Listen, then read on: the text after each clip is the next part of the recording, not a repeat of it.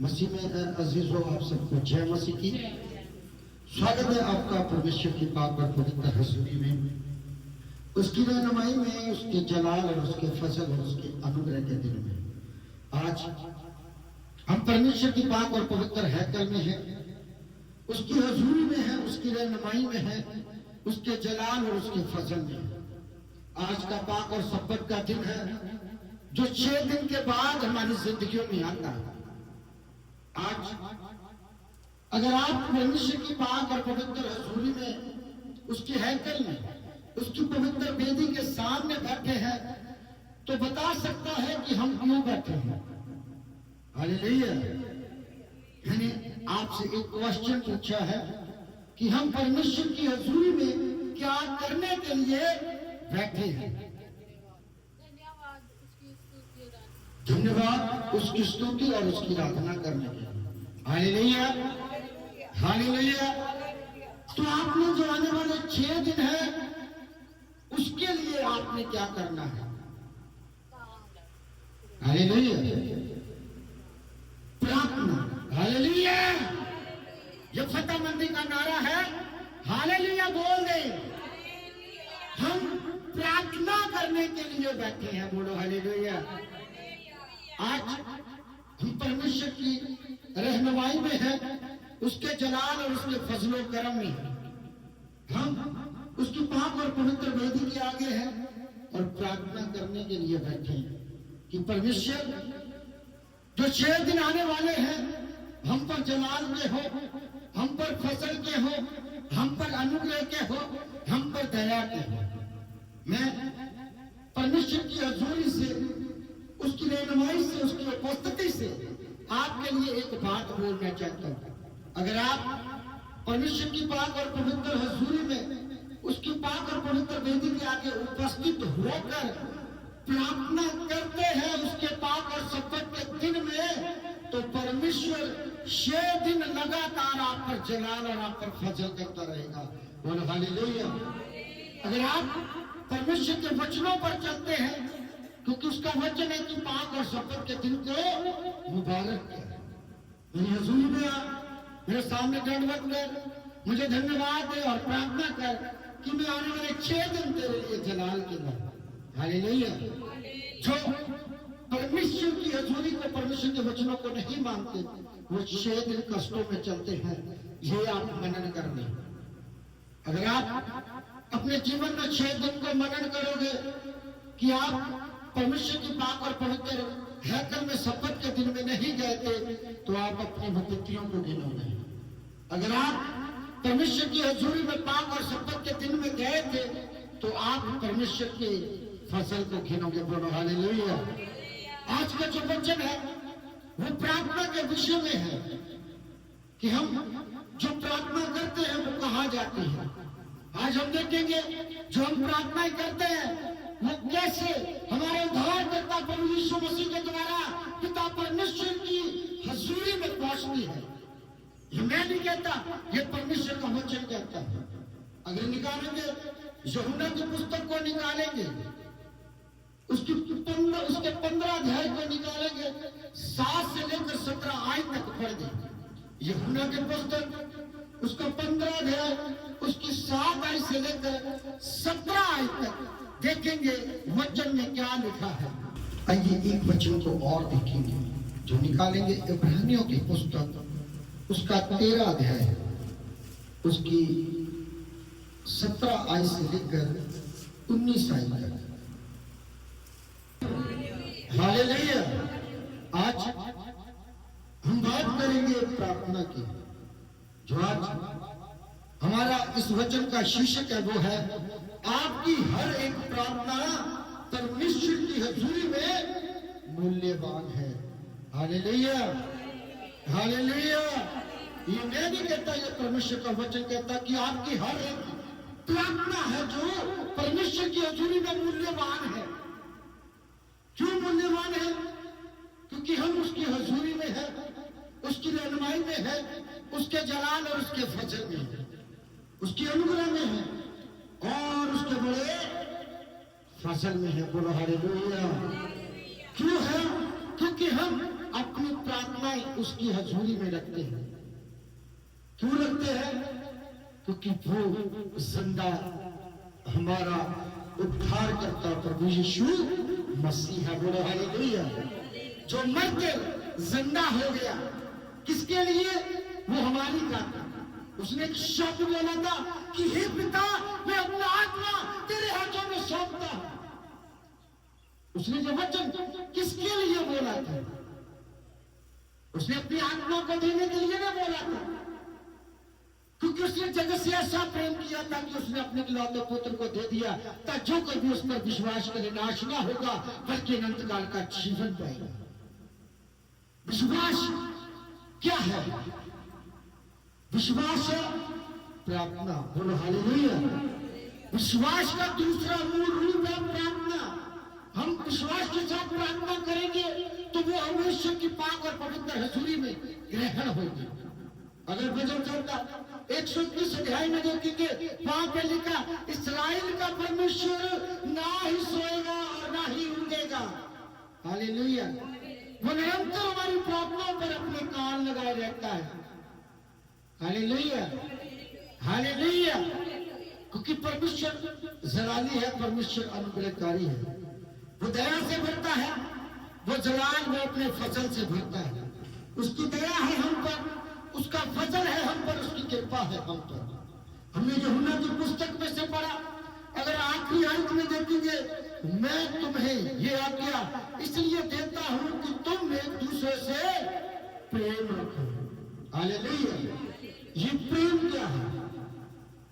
अच्छा वार्तालाप, एक दूसरे के दुख सुख में उसके सहभागी होना, एक दूसरे के साथ चलना और उसकी जरूरताओं को पूरा करना, ये प्रेम है। सबसे बड़े प्रेम की बात की है कि एक दूसरे के लिए प्रार्थना करते रहो। Hallelujah, hallelujah. सबसे बड़ा प्रेम है कि अपने बैरी के लिए भी प्रार्थना करो। जैसे हमारे उद्धारकर्ता प्रभु यीशु मसीह ने बोल दिया था कि ये नहीं जानते कि ये क्या कर रहे हैं। हालेलुया। परमेश्वर को दुख उठाने वालों को, दुख देने वालों के लिए भी उसने रहम की प्रार्थना की। क्या हमारा कर्तव्य नहीं बनता कि हम प्रेम को बढ़ाने के लिए, प्रेम को और ज्यादा गाढ़ा करने के लिए, प्रेम को और ज्यादा मजबूत करने के लिए एक दूसरे के लिए प्रार्थना करें? मैं नहीं कहता, जो परमेश्वर का वचन कहता कि एक दूसरे से प्रेम करते रहो। आप जो प्रेम है तो दिखावे के लिए करते हैं। हालेलुया। अगर आप अपने पड़ोसी से, अपने भाई और अपने बंधुओं के लिए प्रार्थना नहीं करते ना, तो आप क्या करते हो? दिखावे का प्रेम करते हो कि मुझे तेरी बड़ी फिक्र है, मन में क्यों हो रहा, अच्छा बच्चा पता नहीं कैसे गया। मुंह पर उसे बोलोगे कि धन्य है कि परमेश्वर ने तुझे बचाया, दिमाग में देखो पता नहीं यार कैसे बच गया। मैं तो जब भी सोचता हूं इसके लिए मारा सोचता हूं, मन में ऐसे ही बोलते हो। वो प्रेम नहीं है। प्रेम है कि आप सच्चे मन से अपने भाई के लिए, अपनी बहन के लिए, अपने पड़ोसी के लिए, अपने रिश्तेदार के लिए प्रार्थना करें जो परमेश्वर की पाक और पवित्र हजूरी में ग्रहण योग्य है। हालेलुया। उससे बड़ा प्रेम कोई नहीं कि जब हम किसी के दुख में उसके लिए प्रार्थना करते हैं, किसी की बीमारी के लिए, उसकी चंगाई के लिए प्रार्थना करते हैं। हालेलुया।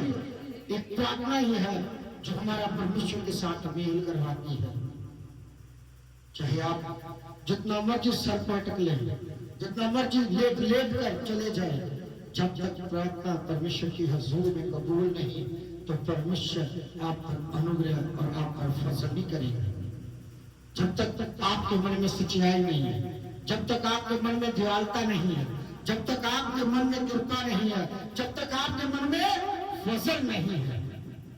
हमेशा मुंह से तो प्रार्थना करते हो, कभी दिल से प्रार्थना करें अपने बैरियों के लिए, तो आप उनके सर पर अंगारों का ढेर रखने के समान प्रार्थना करोगे। बोलो हालेलुया। आज हम बात कर रहे हैं कि परमेश्वर की हजूरी में हमारी प्रार्थना कैसे बहुमूल्य है, क्योंकि जो एक एक प्रार्थना है वो अपनी हजूरी अलाही में कबूल फरमाता है। अगर आप बीमारी में हो तो परमेश्वर की हजूरी में प्रार्थना करोगे तो आप तो न्याय पाओगे। अगर आप दुख में हो, अगर दुख की हालत में परमेश्वर की हजूरी में प्रार्थना करोगे तो आपका दुख खुशी में बदल जाएगा। अगर आप परेशानी में हो तो परमेश्वर के आगे प्रार्थना करोगे तो परमेश्वर आपकी परेशानी को उत्साह में बदल देगा, उस सारी विपत्तियों से आपको छुड़ाएगा। बोलो हालेलुया, हालेलुया।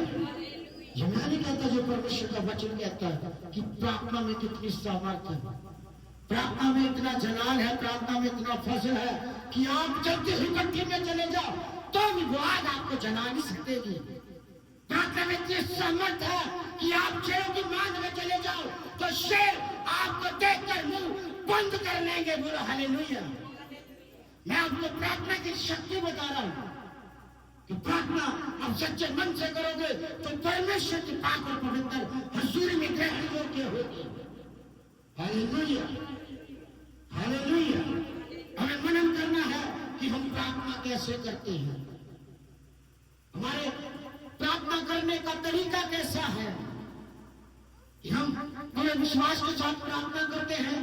हम ये बोलते हैं कि मैंने प्रार्थना की, परमेश्वर आपने सुन ली और मेरी जिंदगी में ये प्रार्थना काम करेगी। Hallelujah, hallelujah. अगर प्रार्थना विश्वास के साथ करोगे तो सचमुच परमेश्वर के दूत आपकी प्रार्थना को परमेश्वर के आगे उपस्थित करेंगे। जो मैं नहीं कहता, जो वचन कहता है। हम देखेंगे प्रकाशन वाक्यों की पुस्तक में से उसके 5 अध्याय में लिखा हुआ है, बड़ी अच्छी बात लिखी हुई है जो आपके दिल को छू जाएगी, जो आपके विश्वास को और ज्यादा मजबूत कर देगी। क्या लिखा है देखेंगे प्रकाशन वाक्य उसके 5 अध्याय को।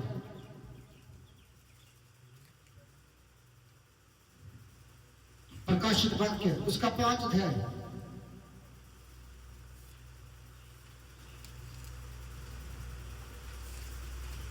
उसकी एक आयत है, सुनिए बड़े ध्यान से। प्रकाशित वाक्य उसके 5 अध्याय उसकी 8 आयत में क्या लिखा है। जब उसने पुस्तक ले ली तो 4 प्राणी और 24 प्राचीन उस मेमने के सामने गिर पड़े। उनमें से प्रत्येक के हाथ में वीणा, धूप से भरे सोने के कटोरे, जो पवित्र लोगों की प्रार्थनाएं हैं। आमीन, आमीन। पवित्र लोगों की प्रार्थना। जब आप अपने मन से जेलस को निकाल दोगे, वैर को निकाल दोगे, क्रोध को निकाल दोगे, जलन को निकाल दोगे और प्रार्थना के लिए तैयार हो जाओगे तो आप पवित्र लोग बन जाओगे। ये मैं नहीं कहता, ये परमेश्वर का पवित्र वचन कहता है। Hallelujah, hallelujah. हमें पवित्र बनने के लिए क्या करना?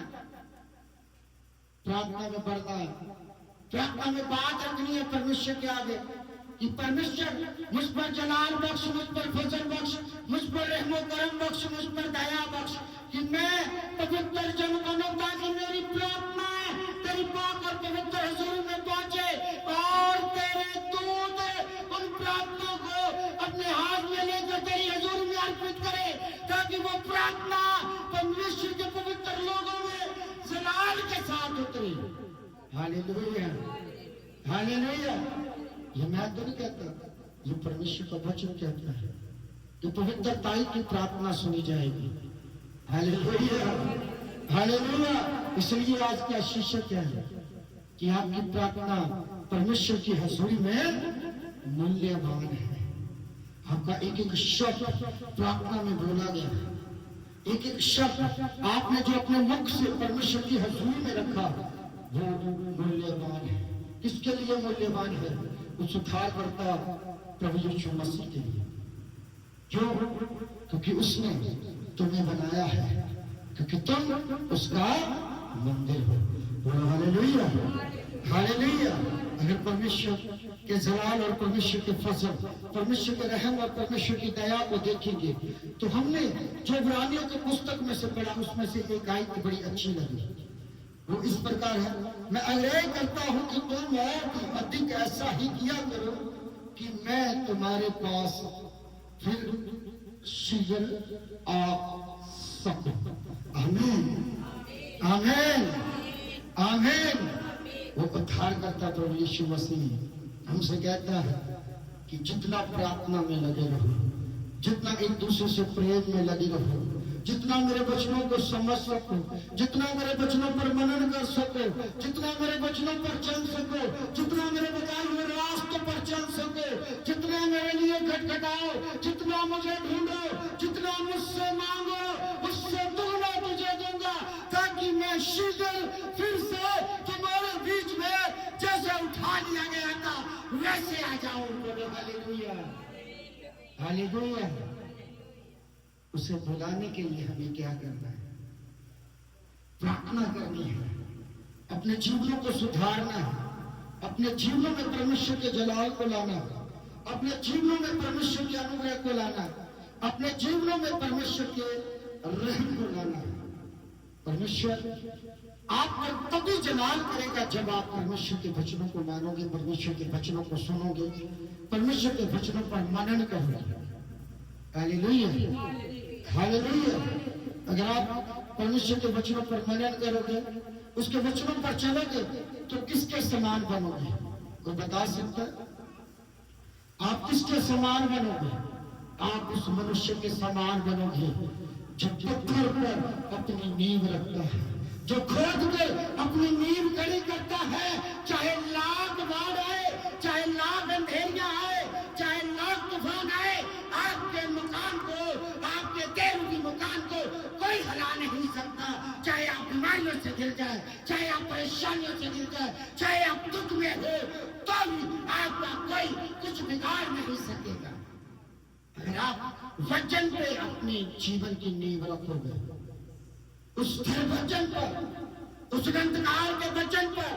और यीशु मसीह का वचन ऐसे ही नहीं कहता कि उसने अपने आप को वचन को ज्यादा ऊंचा किया। Hallelujah, hallelujah. उसने अपने से ज्यादा अपने वचन को महान किया जो उसने हमारे हाथों में दे दिया, ताकि हम अनंत काल का जीवन पाए, उसके अनुग्रह को पाए, उसके जलाल को पाए और उसके फजल को पाए। मसीह में अजीजों, आप इस वचन पर मनन करें कि आपकी प्रार्थना कैसी होनी चाहिए। शुद्ध और पवित्र चाहिए। अगर शुद्ध और पवित्रताई के साथ आप प्रार्थना करोगे तो परमेश्वर का अनुग्रह, परमेश्वर का जलाल आपकी जिंदगी में काम करेगा। अगर मन में करवाहट लेकर, प्यार लेकर, विरोध लेकर प्रार्थना करोगे तो परमेश्वर की हजूरी में वो प्रार्थना ग्रहण योग्य नहीं होगी। जब अगर आप बोझ रखकर प्रार्थना करोगे तो जो भी प्रार्थना आपकी हजूरी, परमेश्वर की हजूरी में ग्रहण योग्य नहीं होगी। हालेलुया। आज अगर आप परमेश्वर की हजूरी में सच्चे मन से है, दिल से है, उसके जलाल और उसके फजल में है, तो हमेशा प्रार्थना में सच्चाई से बने रहे, उसके अनुग्रह में बने रहे, उसकी दया और उसकी कृपा में बने रहे। परमेश्वर द्वारा प्रार्थना सबसे बड़ा मेडिसिन है। Hallelujah, hallelujah. प्रार्थना क्या है? हमारे लिए सबसे बड़ी मेडिसिन है, दवाई है। ना जो आपको वैद दे सकता है, ना हकीम दे सकता है, ना डॉक्टर दे सकता है, जो आपको आपका पवित्र हृदय दे सकता है। प्रार्थना, प्रार्थना, प्रार्थना। परमेश्वर इन वचनों के जरिए आप पर बढ़ताई से आशीष और बरकत करे। परमेश्वर का अनुग्रह आप पर हो, परमेश्वर का जलाल आप पर हो, परमेश्वर का फजल आप पर हो, ताकि आप पिता, पुत्र और पवित्र आत्मा के नाम से बढ़ताई से जलाल करें। आमीन।